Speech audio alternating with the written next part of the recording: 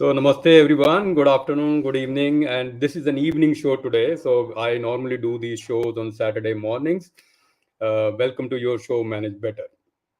And if you are wondering why we are doing this in the evening, of course, we always make sure that the guest is comfortable with the time. And today's guest is somebody I have been wanting to have on this show for a long time. And finally, that day is here. In a minute, I'll introduce you to the guest. But before that, I can see already people are live on LinkedIn, YouTube, and Twitter. So let me know where you're logging in from, and if you can hear me, see me well. I can't improve the view for you, but this is what you get. But at least let me know this is working because my console tells me that it is working. So looking forward to hearing from you. Uh, One question that I get all the time, where is the recording of the show? So up front, right out of the gate, I am letting you know that the recording of the shows are on the same links that you used to join. So if you use the link to join, the same link, right? So don't worry, the recording will be there. Abhijit, I can see you on YouTube. Thank you very much for joining, man, and thank you for your support for the shows. And Binati, fantastic to have you there. So there goes, if these two people are there on the show, means it's already a hit.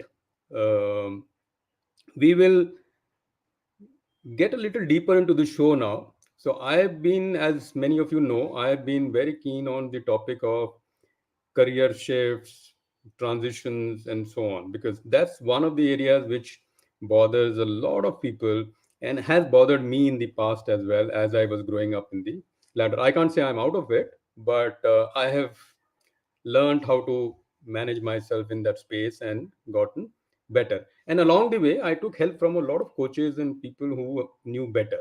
And this show is all about managing better. How can we improve from where we are to get to a better place to do something in a way that is far better than our yesterday? Nobody can be the best version of what they are. There is always a better version. So that's what this show is all about. I can see a few more people joining in. Jagdeep Singh ji, thank you very much. We will try and live up to your expectations.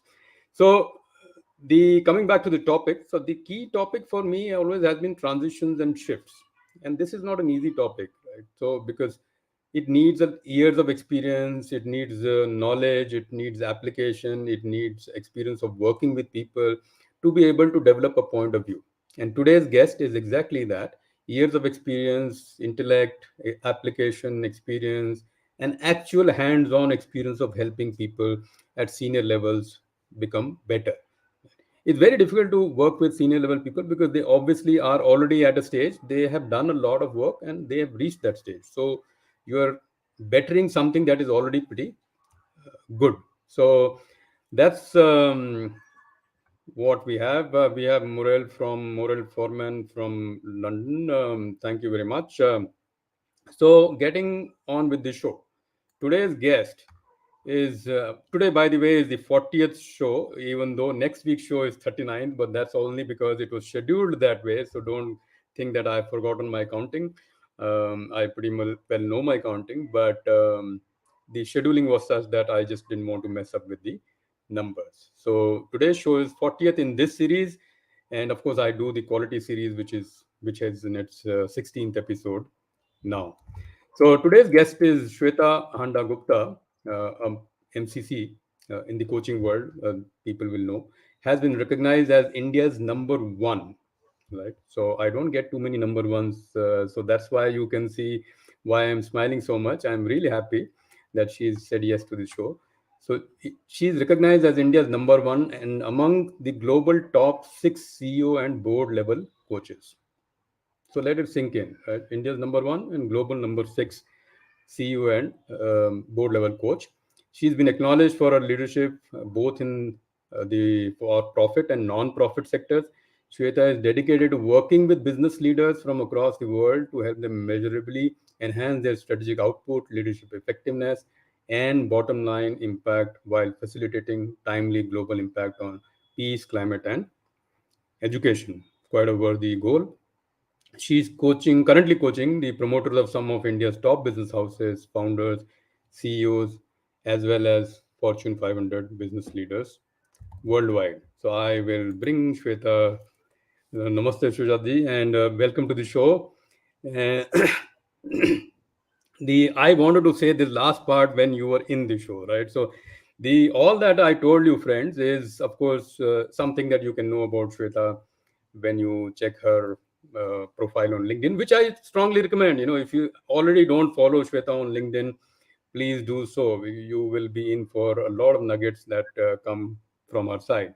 The more prominent reason why she is there is because in the few conversations that we've had, the intellect and the hands-on experience and the ability to serve, the desire and the ability to serve, to be of service, which is the deep most, I would say, the primary human need, came out very, very strong. So the moment I spoke, I said, I have the right guest. So, Shweta, welcome to the show. And any opening comments before we get into some tough questions for you? Well, just that I'm very grateful to be here and thank you so much. Guys, I don't know what Anshuman said to you, but from what I know of him, I'm sure that was just too kind because that's how he is, always finding the best parts of people.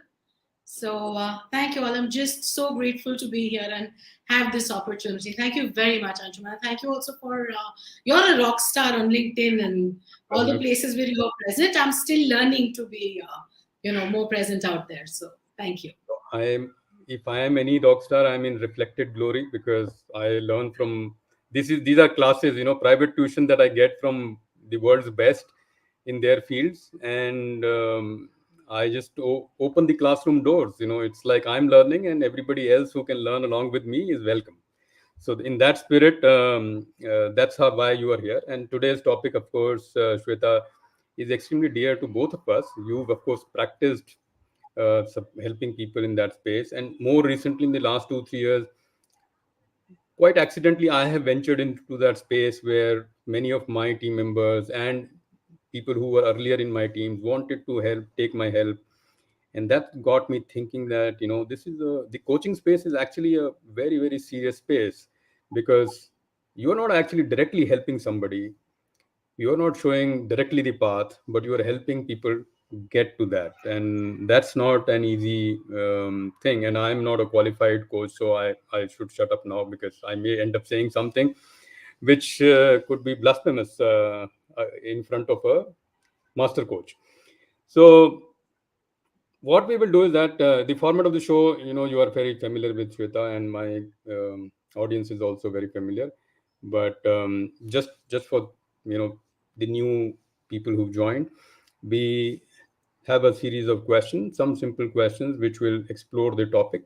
And more important part, why many people join, hundreds of people join these shows, is because around mid show, you will have the opportunity of dropping in your questions. So you can drop in those questions now if you want, but ideally, if you want my attention, then closer to mid show, and I will bring them live into the show, and then we can benefit from Shweta's wisdom and experience. So if that's okay, Shweta, we will get on with the questions that we have for you. Yeah, Okay. that's always my favorite part of any show questions. Yeah. So, and the way I come up with questions is two things. One, I speak to people who are interested in the topic and understand, if you were, having this conversation, what would you ask? The other is, my core profession is quality management. So I'm a quality management professional.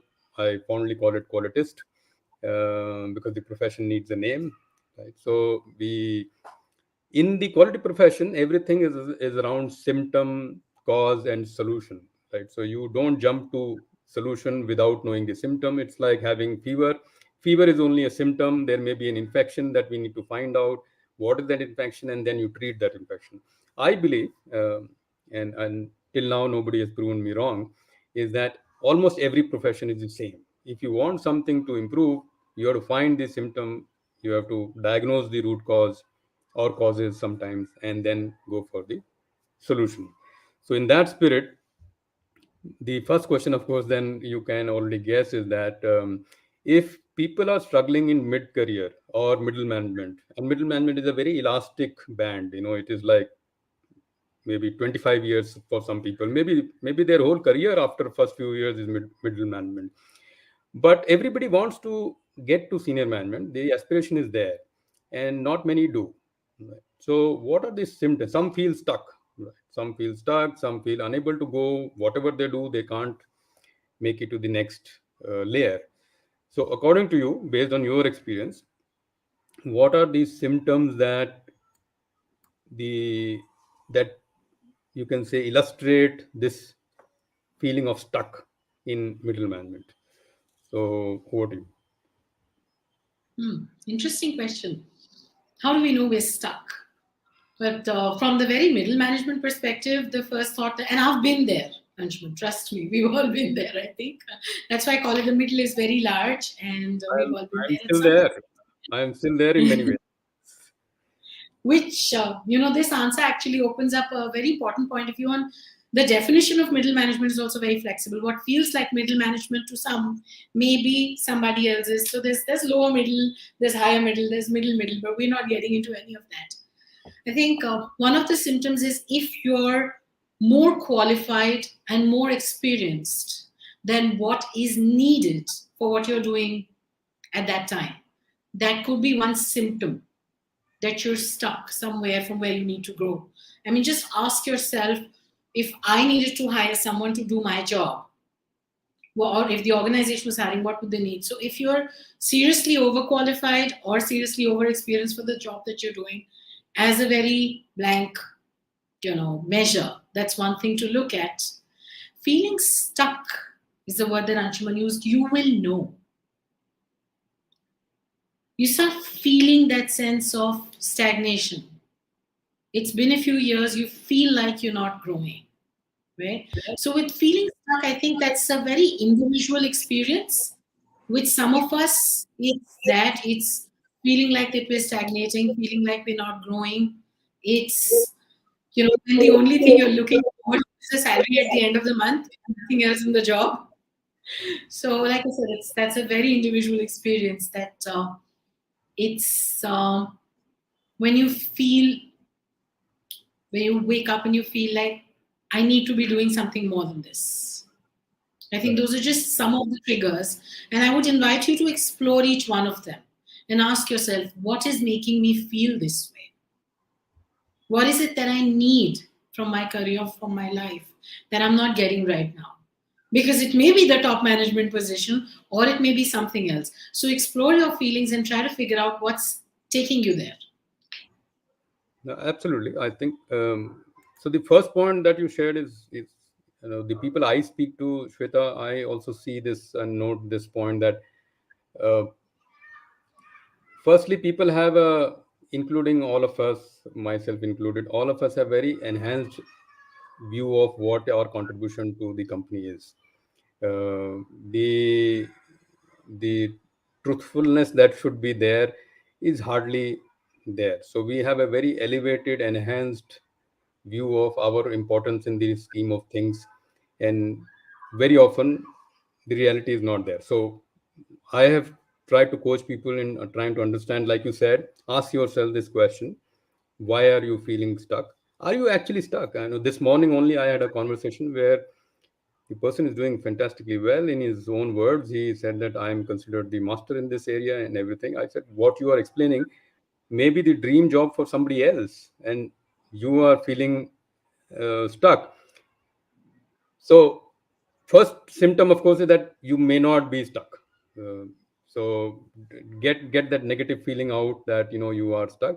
And secondly, like you said, you will know, right? If you've been in the same role, same position, same space for many years, and can't move up or sideways, then of course there is some level of stuck. And this happens more in middle management, not by design, just by coincidence, because the middle management is the most elastic band.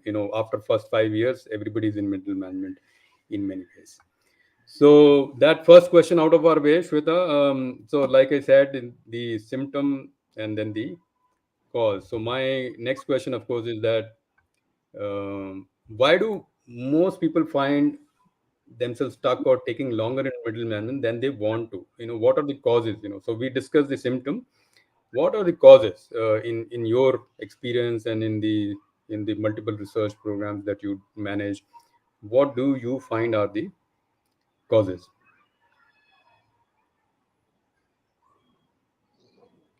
Okay.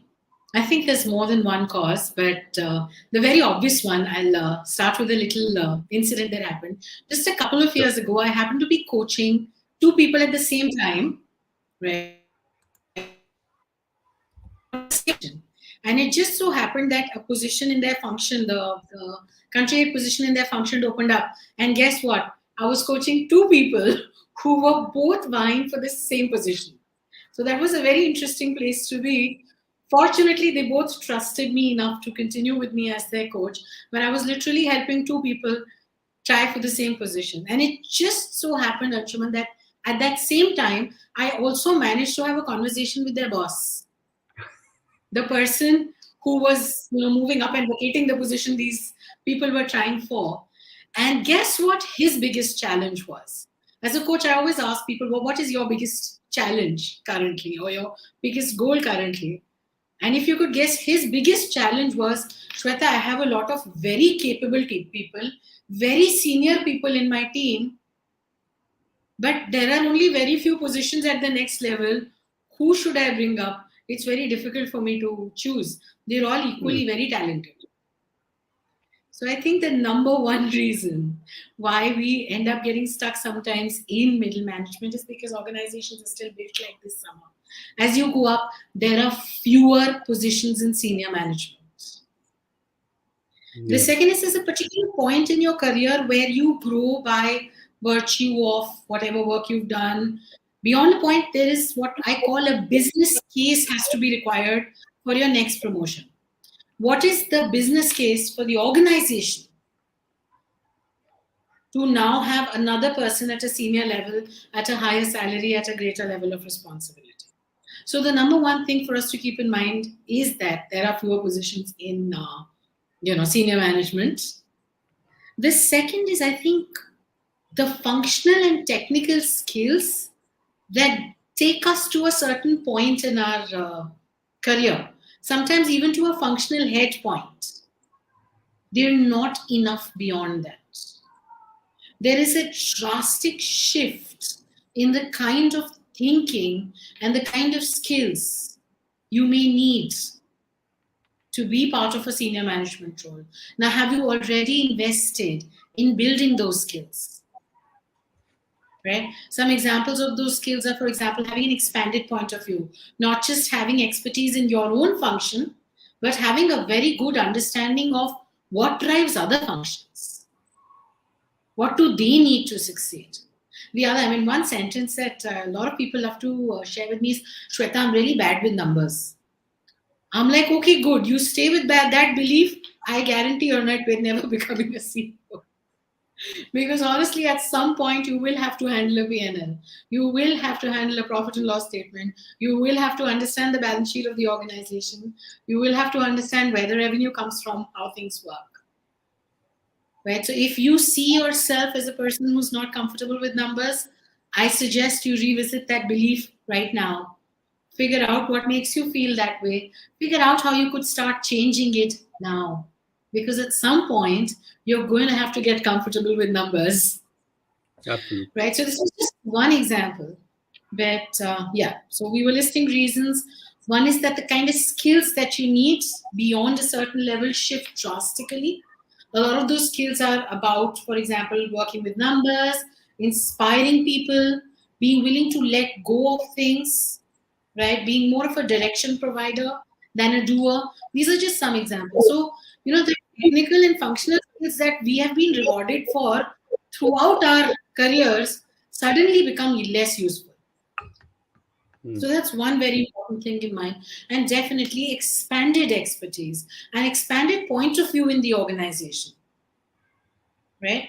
In fact, often get pulled into a discussion on what is called the specialist versus generalist debate. I say when you're moving to senior leadership, you can't be either of the two. You can't be a specialist because you need to know more than your area. You can't be a generalist also because you can't have a slightly less deep knowledge. What you need to be is what I call a multi specialist. Right? So if I had to, coin one word for skills that you need to get there, is be a multi specialist. Have depth in more than one area. So that's the word for the day: multi-specialist, or straddling um, the specialist versus generalist point of view. Uh, just to add, I don't have, I would say, active experience in this space, but I do get this question of specialist versus generalist quite a bit. And my general point of view is that as you grow, you will definitely be a specialist in something. Right? Otherwise, you don't grow. Right? You can't be generalist at the start of your career and then grow, because what are you doing? You will be specialist at something. Now it is a choice that whether you maintain that specialization or develop another specialization, move into the same thing, even in other fields.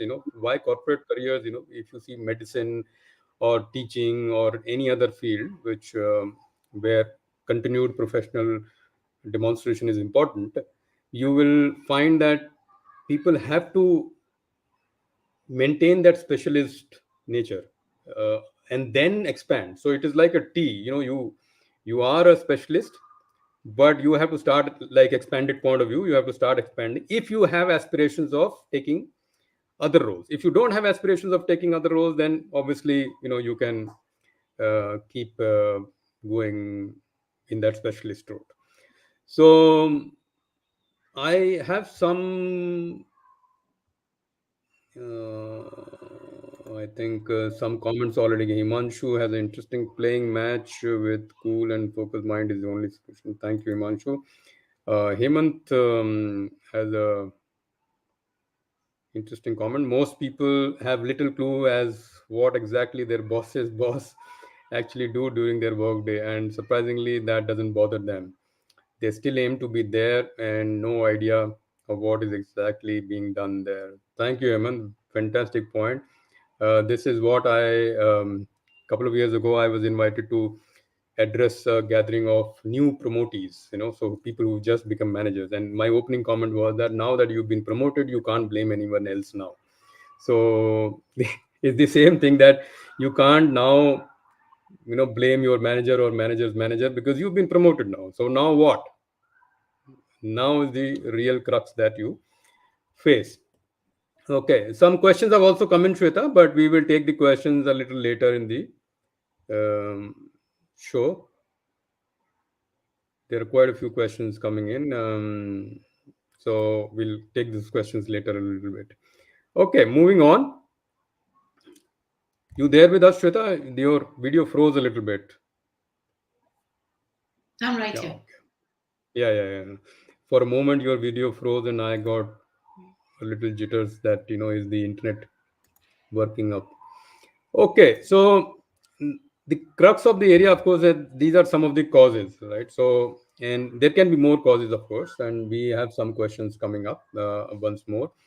But the show is also about not just diagnosing the problem, but what can be done, right? So, I would like to spend the next several minutes on multiple aspects of how your experience can be used for our audience to uh, pick up tips.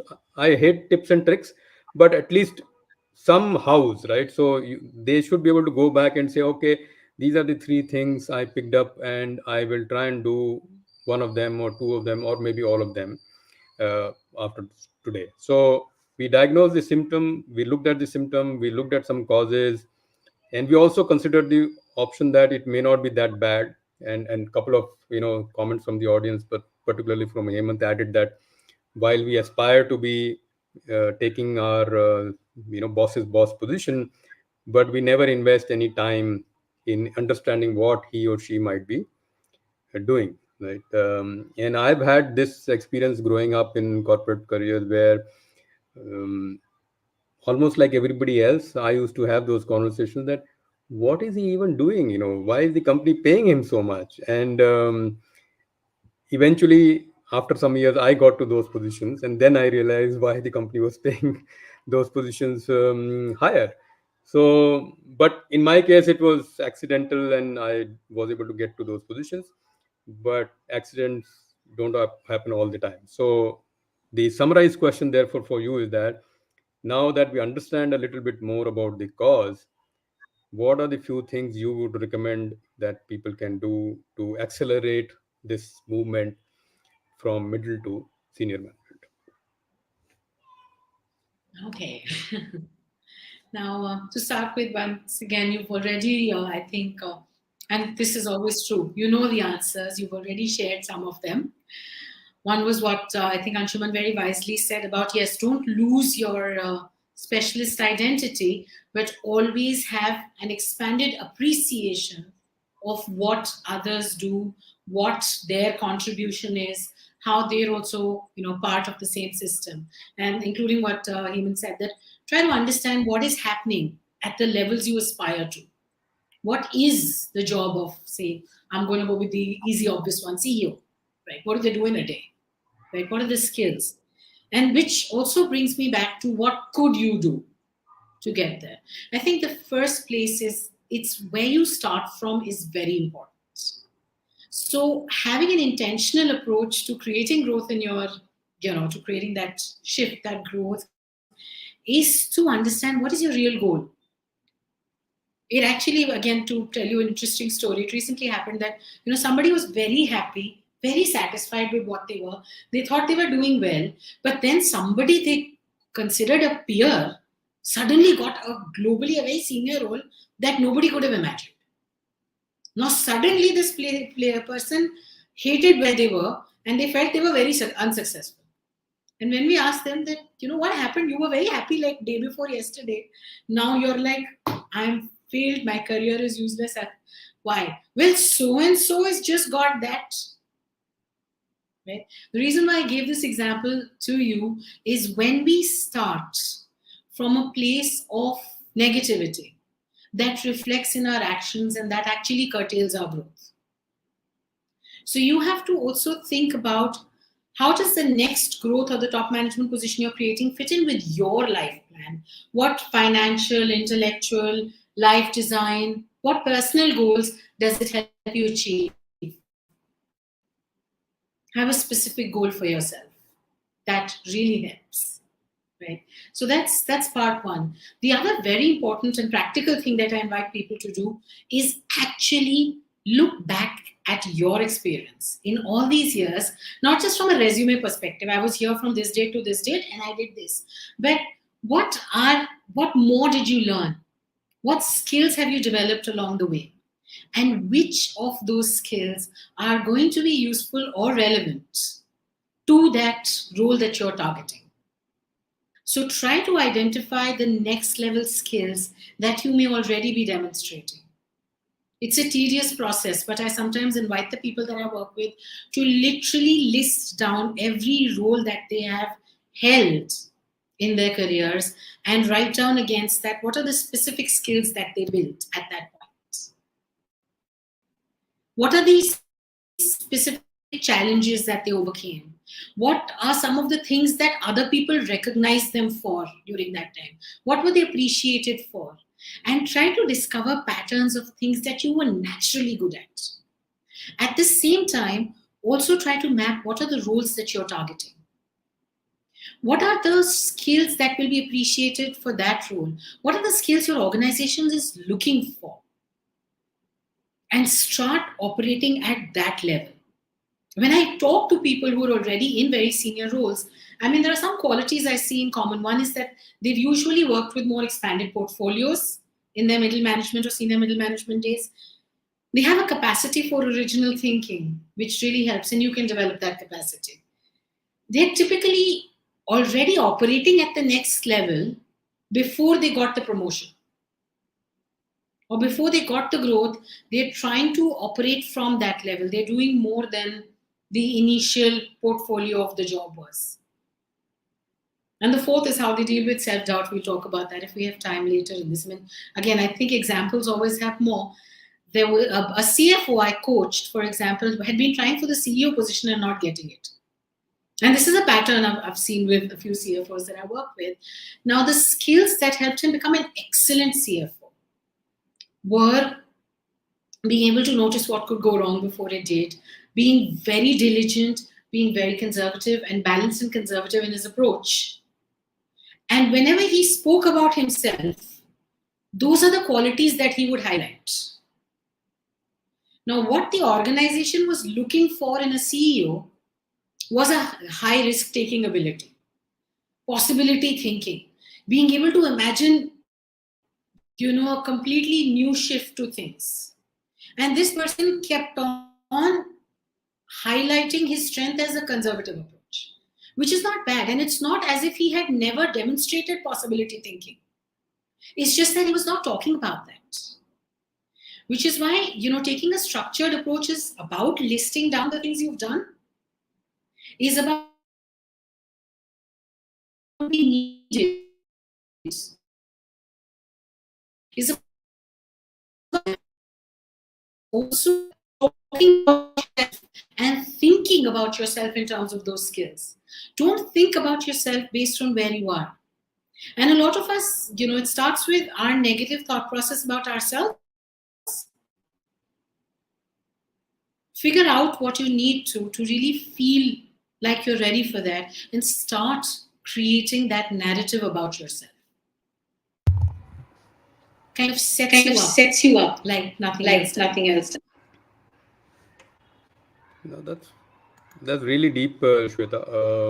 And your internet was a little patchy in for a few seconds. So, but I hope the audience got. Otherwise, we'll bring in more. So, while you were speaking about this, looking at the past, something very, I would say, something that I've been speaking about to the people I work with, and I can't say I'm a coach because I don't have the qualifications, but you can say coaching as a hobby, right? So, and more because as you get senior in some roles, whether you like it or not, you have team members who need some coaching, and without being a coach, you are coaching people for success. So, in that process, I developed something called success filters also. And what I say that look at your past successes, use them, use the attributes that made you successful as filters for your current situation. So if you were able to do or exhibit those attributes in the past, at least that can be replicated. You may not be able to add more skills, more attributes, more maybe features, but you can certainly replicate the, like, for some years I was a very fond runner. Pandemic has put paid to my plans of becoming a better runner. But when you run, you have this a lot of learning all the time, because when you do like a 21 kilometer, which is a half marathon, in a certain time, 2 hours, 2 hour 10 minutes or something in training, you are almost sure that you can do it any day on the event. Even if it is a little sunny or a little cold that day, you know that your system is clogged that way. You are trying to get better, but eventually you will certainly not be worse than your training, which is true for every space, that if you have practiced hard enough and regular enough, your body actually replicates that, and it adjusts for some variations in temperature, weather, and other things, which is same thing happens to our career also. If we've been working hard, honing our skills, getting better at some things, when the time comes and the situation is a little tough, we can pull out our bag of tricks and say that, oh, I am good at these three things. If I just do these three things, I'll be okay in this situation as well. Maybe not as the world's best. Maybe I won't get the world, record, or my own personal best, but I won't do badly. And which is something I keep reminding people for this question, is that, when you try and get up, or to the next role, please shine in your current role as well. Don't just keep aspiring for the next role and forget the current role. You have to still shine in the current role. The easiest path to the next role, I always say, is shining in the current role, whether it is higher up or sideways. If you don't shine in the current role, the door is only 6 feet away. So that would be something that I wanted to add, Shweta. And the CFO to CEO analogy is fantastic because, not analogy, actually, example, because I've seen that play in my own career. We could see that this is what was happening. And obviously, we can't use names in this call, but there are so many of these. And I've worked for some of the larger, more public companies, and people can guess what was playing out. But this plays out all the time. So, we have quite a few questions, Shweta. So, with your permission, I will take some. And Yeah, just sure, sure. You want to add something? Yeah. yep. And Anshuman, once more re-emphasizing what you said, that yes, excellence where you are is very important to even be in the consideration for anything more. Yeah. So yes, I would definitely highlight that point. And the other, which came out again with your permission, something that came out very obviously is own your next level skills. Sometimes even when we look at ourselves, we are already demonstrating them. Mm. But we feel, ask yourself, like when you gave that marathon example, it was excellent. Sometimes you have to ask yourself, what do I need to do to feel comfortable calling myself this? Like, for example, I can see a brilliant person right now who's apologizing very often about, I am not a coach. So, my question to that person would also be, what do you need to do or to have done to own that you're most probably an excellent coach, in my opinion? And we often do this to ourselves, that we apologize for things or we pull ourselves down before somebody else will. And that's one advice I would give to everybody: stop doing that. Thank you, Shweta. And this is one reason I do these shows live, because I get schooled and coached live. But the response to that, I accept your observation. Uh, but the response, of course, is that I come from a background where, I believe that one has to earn their stripes. I'm certainly on the way, and while I did mention qualifications, I don't believe qualifications alone make a coach. There can be, highly qualified coaches, but may not be effective. But then the reverse is also true. So I'm not saying that only that benefits, but I certainly come from a background and an upbringing where, and my father is in the show today, so I have to be very careful on that front, that I have to earn my Now I stripes. understand everything.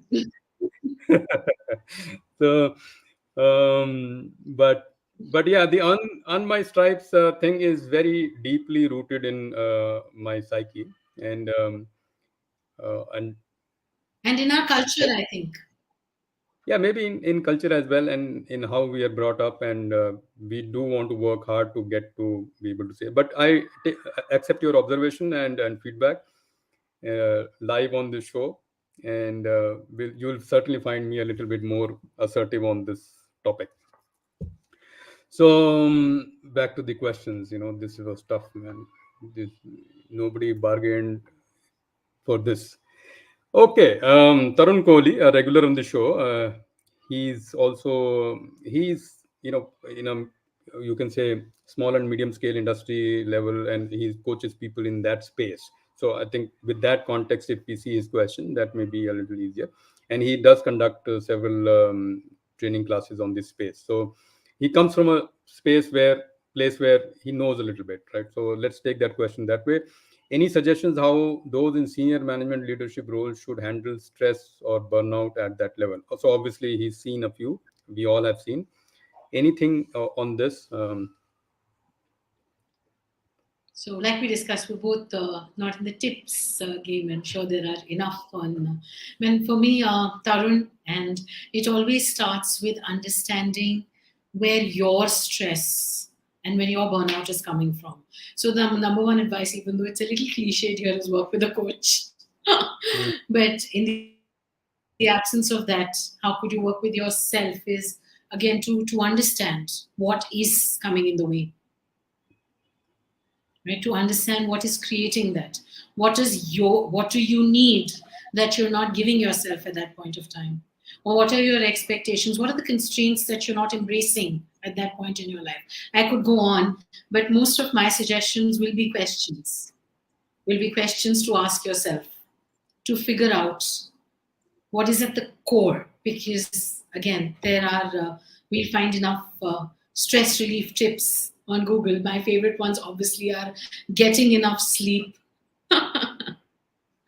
giving Yeah, those, yourself a break when you need it. So, but we've heard that advice. I think at the heart of it, all of us know what to do. We've got to figure out what is stopping us from taking those actions. We mostly have the intelligence to understand how we should deal with our stress, but what is coming in the way of us taking those actions? It's like I say that, with the amount of health advice in our country, everybody should be super healthy. But what is stopping us from doing some of them? General motivation and tips was enough. Everybody would be super motivated all the time, eating healthy every day. But you've got to figure out what's happening inside you before you can act on any of that.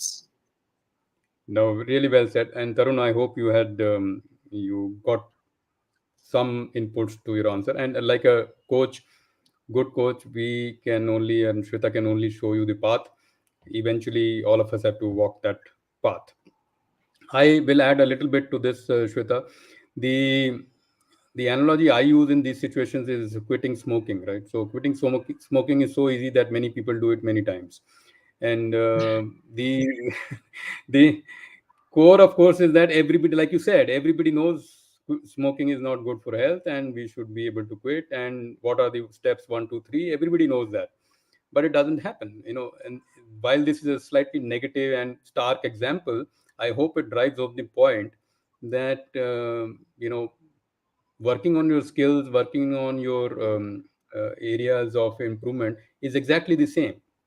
We know what to do, but the doing is up to us. The second point, Tarun, I would like to add is that while you kind of equated stress and burnout in your question, and I want to call out that a little bit with and I know you well. I know that you didn't probably meant that way, but just for the audience as well, stress may lead to burnout, but stress and burnout are not the same thing. Stress is can be good as well. There can be stress. Many people like stress because it helps them perform better in a certain situation. Sports people certainly say that stressful few minutes before the particular sport that they are playing is actually good for them, and everybody is different. So stress can lead to burnout, or sustained, consistent, persistent stress can lead to burnout, but they're not the same thing, which your question seemed to indicate. So I thought I'll clarify that for everybody.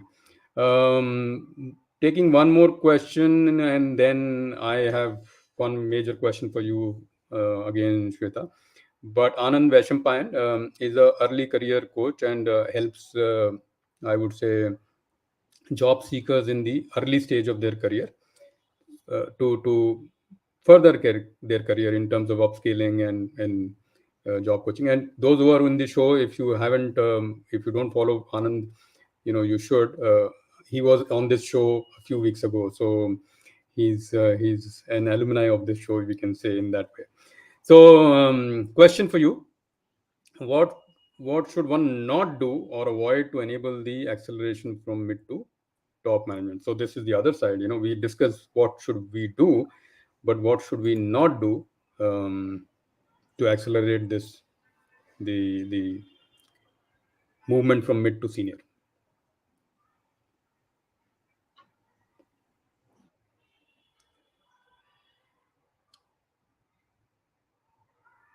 Are you there, Shweta?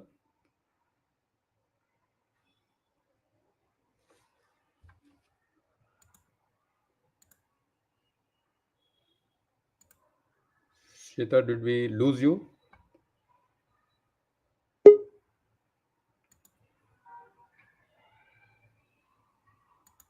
Oh, we are back. Shweta, we lost you, I think, for a bit, right? I So, yeah, disappeared. no, no, no So problem. I'll repeat the question if you didn't I get it. have got the question before I Okay, fair enough. got bumped off. So the immediate thought, Anand, and thank you for a very generative question. The first thought that came to my mind was what we should not do is minimize the contributions of other functions. Be part of criticizing or actively, negatively valuing people who do something different. Because honestly, we don't always know, but every little part is doing its piece. Every function is adding its value. Based on where we come from, we might value some aspects of the work more. Right? So one thing that I would say is not to is in your, and not just in your dialogue, but even in your mind, do not value less the contribution of other parts or the other functions of the organization. That's one. The second is do not shy away from taking on responsibilities that are a little divergent from your main work, because that's where you learn more interesting stuff and get a more expanded portfolio. So don't shy away from taking on some interesting additional stuff. And the first one that I said, do not undervalue the contributions of all the parts that make up the whole. I think that's awesome, Shweta, because and that's years of experience coming out, because this is a very very common trait we find across people, is that, oh, that person, that department, that function hardly does anything. I don't know why we are even paying for them, and so on. That's water cooler gossip that gets into our head. And once it gets into our head, like you said, we start thinking that way, and when we're thinking and believing that, we end up saying that as well. And more very often we are saying that in a very subconscious manner, a very dismissive, condescending manner, when talking about other functions, and that actually kills, or kills our chances of even getting better, because no CEO or no senior management is going to accept a person who's very keen to run down another function. So, and I've seen this very often, and I've been guilty myself in my career, and I've learned from it. And I think this was one of the best advice I got as I was getting up in the chain, is that understand what others do and respect their contribution. Respect before you understand, even, because you may take time to understand, but respect can start immediately. So with that, I will take one, or maybe one quick question I can take, and we are in the last 10 odd minutes of the show, so I do want to make sure that and Anand is joining me in the confession. So Anand, I have made your confession public now, so you can blame me later. The question I want to ask Shweta is that we were able to look at the symptoms, we were able to look at the cause, we were able to look at the solution. We even, courtesy a good question, we were able to look at what not to do. And the obvious question, therefore, is that how can a coach help in this, right? If I am diagnosing my own symptoms, I am diagnosing my causes, I am doing my solution, and you said I have to do the work as well, then why do I need a coach? Why should I go to a coach? Oh, so a little trouble again.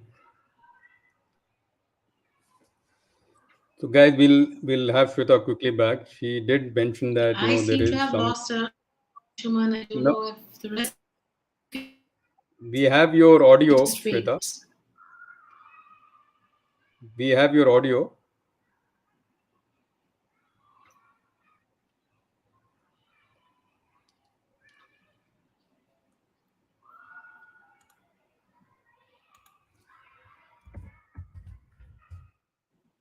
Okay, so Shweta just messaged me that she's just had some little trouble with her internet connection, but while she joins, I'll try and summarize the show as well for everybody. Is that we looked at symptoms, causes, and potential solutions, and the one way, or we now have two Shwetas, so I will remove one. Right. And cloning has finally succeeded. But Yes. if I may ask you to repeat your question again. Yeah, I will. So the question was that, I of course summarize the show in terms of, symptom, causes, and what to do, and of course, to Courtesy Anand's question, what not to do as well. But if I have to do the symptoms, understand symptoms, I have to do the causes, I have to do the doing, I have to do the not doing as well, and all that. Then why do I need a coach? Why should I come to somebody like you or other coaches as well? And how can a coach help in this situation? Okay. One is, I think you've already given the answer, Anshuman. It's very difficult sometimes for us to do all of it, to see ourselves. I mean, my favorite definition of a coach is someone who helps you see the parts of yourself that you can't see or sometimes don't want to see. Hmm. Somebody who shows you those parts and helps you work with them. So that's how a coach helps. They help you discover your patterns. They help you notice, like I did with this CFO who thought, like, I've created most of the success for this organization. Right? CEO nahi bana rahe, fir bhi they're not making me CEO. So again, somebody who can hold that mirror to you and gently, when a good coach is typically able to help you see the tough parts of yourself without making you feel judged or without being critical. So when someone can gently show you the mirror, you often are able to rise to a place where which you weren't aware of. And very often again, we already have the skills. We haven't noticed them, or we don't know how to hone them a little more, how to talk about them right, how to project them right. Those are a lot of the many ways. And I think most of all, helping us find. I mean, we've had some brilliant questions from very learned people today about the things that happen to us. So, again, sometimes we may be coming from a not so positive place when we seek growth. We may be coming from a place of anger. We may be coming from a place of dissatisfaction. We may be coming from a place of this is how it should be and this is how it should not be. So we've already built up one nice round of anger against the organization because they're not running the way we think they should. But those are the energies that come in your way. And somebody has sometimes worked with you to help you rechannel those thoughts and really show up as your best self, your most deserving self, and grab what you deserve. And No, again, I'm going to say something very controversial but true here. We sure. spoke about positions are limited. Sometimes you have to figure out what is it you need, what you can get in your own organization, what is it that maybe you need to get from outside the organization, Hmm. what needs to be fulfilled there. So really to develop an expanded action plan. Sometimes we're only looking for growth in one way. There are lots of ways you can create growth. I put up a video about this. The three very obvious directions we should be looking, apart from upward growth, is lateral growth, is pivoting into new skills, is Hmm. experimenting with interesting things on the side. There are lots of ways that we can create growth for ourselves. And having a partner by your side who really believes in you can help you figure that out. Which reminds me, Shweta, that in a way, the series that I do and the this is of course not my day job, and this started with a coaching conversation where I realized through the conversation that I had a network. I had access to people who many other people may want that access, and I'm saying this with all humility because over the years I had built that network, and I realized that I can bring that network closer to the people who need that network, the wisdom of that network, and serve, just be of service. And what started as that has now evolved, of course, in the 40th show, and many more, hopefully, because that started with this kind of a conversation that I had the ingredients, and it was there for me. I had to bring it together. Of course, it takes some doing to bring it together, but that was the starting point. So exactly, and that gave me joy. And yesterday only, Adam Grant's post about the how organizations can benefit from people who are doing some kind of a side show or side hustle or whatever name you can give, because that gives them energy and positive frame of mind, and then they contribute better at work. So that came to my mind as we were discussing, and I'm just keeping an eye on the time. I do want to take Karthik's question. Karthik is a regular at the show and asks some wonderful questions. Thanks, Karthik. Which approach would you give more importance, switching jobs and grow, or learn to grow in the same organization? Ah, I can't take this one, so you take this. It depends on what you want, Karthik. I have, in fact, in my own career, made both choices at some point. One is when I recognize that I'm going to now not grow to the next level for a long time in that organization, chosen to do something different and make the second choice. So again, it depends on what you need at that point. What are your goals? Right? And again, I would invite people to be wary of things like, okay, somebody else got it, so I should get it too. No, think back on what is it that I need from my career at this point. Do I need learning? Do I need fast financial growth? Do I need something totally different? So figure that out, and I think based on that, take your decision. What Yeah. works for you at that point in your career? What contributes best to your long-term goal? So, Karthik, I think if I can add a little bit, answering this question is a specific remedy, and a coach never will provide you a specific remedy. So, this is a out of syllabus question in many No, no, ways. perfect question. This is a real question which are on our I mind, know right? Karthik, so I know the motivation of asking this question.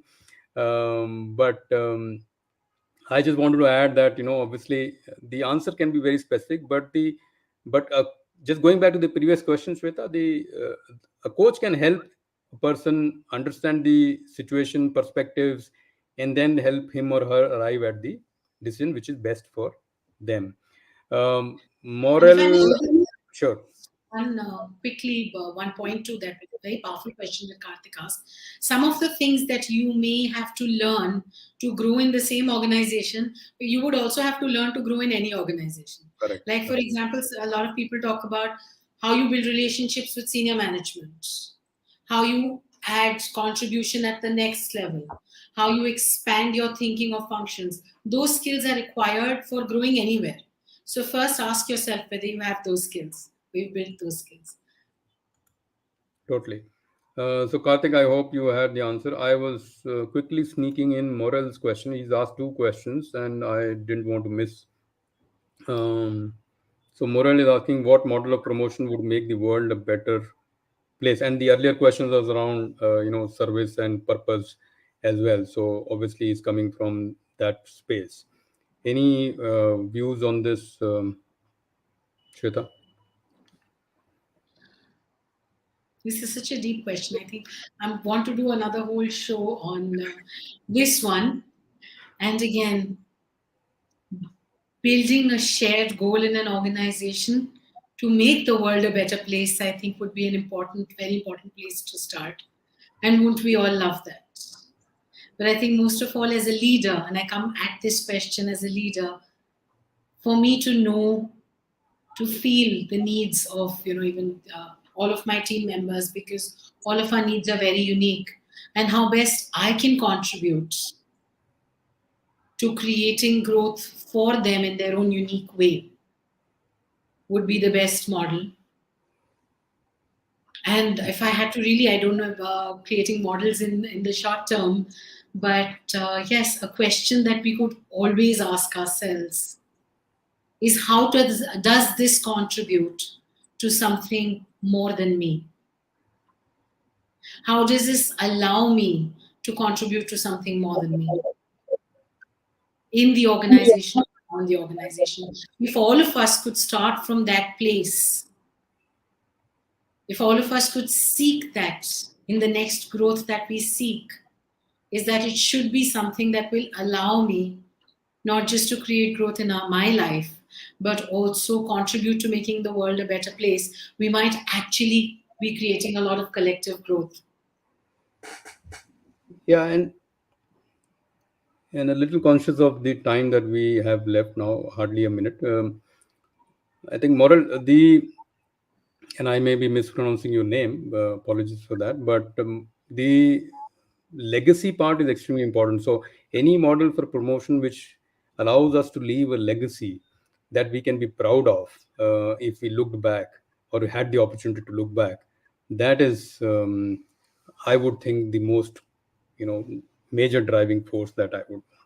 Okay, we are up on time and quite a few questions are still coming in. Arun Kumar has asked about lateral movement and all. So thank you, Arun. But what we'll do is that, Shweta, one request to you is that these questions stay on the LinkedIn page and YouTube page, depending on where they were asked from. So whenever you have some time and can go back and answer some of these questions which were unanswered in the show, that would be awesome because our guests are very, very regular and they do like to pose these tough questions and demand answers. So thank you very much. I end all my shows with the announcement, or most shows, not all, with the announcement of the next one. So the next one is on 15th, which is next Saturday. Again, an evening show because the guest is from the US and the time zones were not working out. So it will be an 8 p.m. show. The guest is somebody very popular. Many of you might know, Abhijit Bhaduri, with over 800,000 followers on LinkedIn. And many people call him the original or OG of LinkedIn. So he's on the show next week. And we will again quiz him on all things work and writing and so on. So with that, it's time to thank you, Shweta. I wish that this conversation could have gone longer, but that gives me an excuse to call you again on the show at some time, right? So we will, of course, stay in touch, and hopefully everybody enjoyed the show. And if you did, do me a favor. Um, that talk about the show so that it reaches to more people, and if you don't already follow Shweta or know want to know about her work, please follow her on LinkedIn and other social media that she's very active on. And with that, I will let everybody go. Thank you very much. Thank you for your time on a Saturday evening. I am sure you had better things to do, but hopefully this was worth its while.